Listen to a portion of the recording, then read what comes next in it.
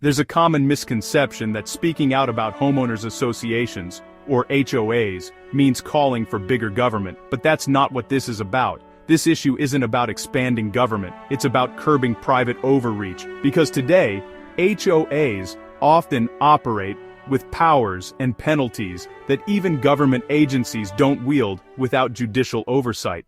HOAs are private corporations, created under state-enabling statutes, yet they can fine, lien, and even foreclose on your property. When private entities can exercise those powers without full accountability, homeownership becomes conditional, not free. Home should be a place where we feel secure and respected, not one where a private board controls daily life. What's worse than someone micromanaging and controlling you inside your own home? It's the loss of personal freedom, the right to make decisions about your own property, your own living space, and your own peace of mind.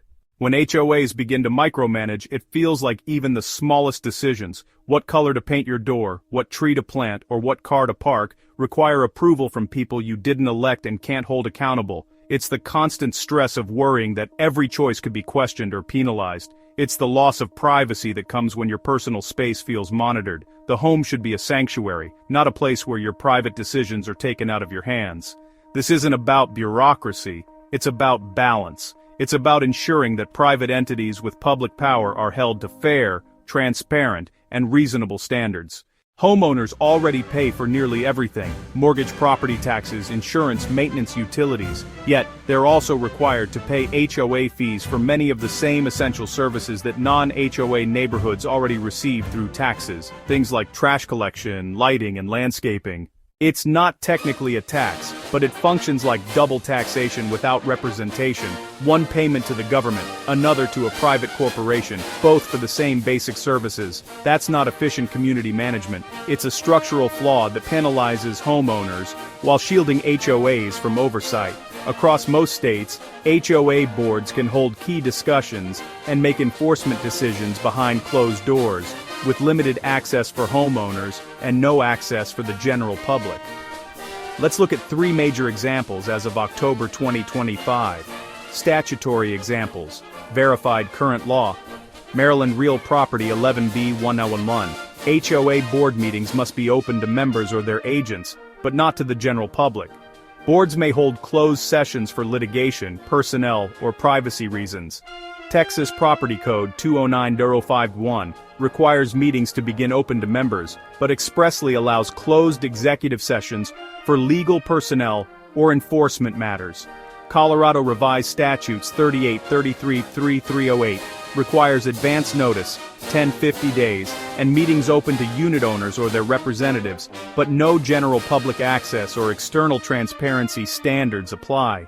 These are private corporations exercising public-like powers, yet operating outside the open government rules that protect accountability. That's what needs to change. Reform doesn't mean bigger government. It means public accountability for private power. Most states already have county-managed maintenance districts, publicly accountable systems that maintain community infrastructure. They handle the same services HOAs claim to provide: roads, lighting, landscaping, stormwater management, but do so transparently, under state and local law. These districts already exist in Maryland Local Government Article 11301 8 SEQ, allows counties to create maintenance or service districts. Maryland Tax Property 6201 permits local property assessments to fund community upkeep. Florida Statutes TH 190, California Streets and Highways 22500-22679, and Virginia Code 15.2-2400, all authorize public community service or improvement districts. Their budgets are public, their meetings are open, their officials are accountable to voters, not management companies. That means reform doesn't expand bureaucracy, it replaces private enforcement with public transparency. What we're advocating for is HOA reform, ensuring these organizations are held accountable to the homeowners they serve. It's about protecting individual rights while maintaining community standards. It's about fair elections, open budgets, and due process before enforcement. It's about bringing transparency to entities that affect millions of Americans' homes and finances. Ultimately, this isn't about expanding government. It's about ensuring that private entities with significant influence over our lives are fair, transparent, and responsible.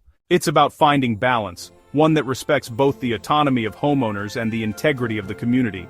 Homeownership should mean freedom, stability, and fairness, not fear of hidden rules or retaliation. Reform means restoring that freedom by ensuring accountability. Not by growing government, but by making sure those who govern homeowners follow the same principles of transparency and justice we expect everywhere else. Protect homeowners, demand accountability, reform HOAs, not to expand power, but to restore fairness. This video is for educational and civic awareness purposes only. It references publicly available housing and association statutes to promote understanding of homeowners' rights. It does not constitute legal advice or represent any party. For legal questions, consult a licensed attorney in your state.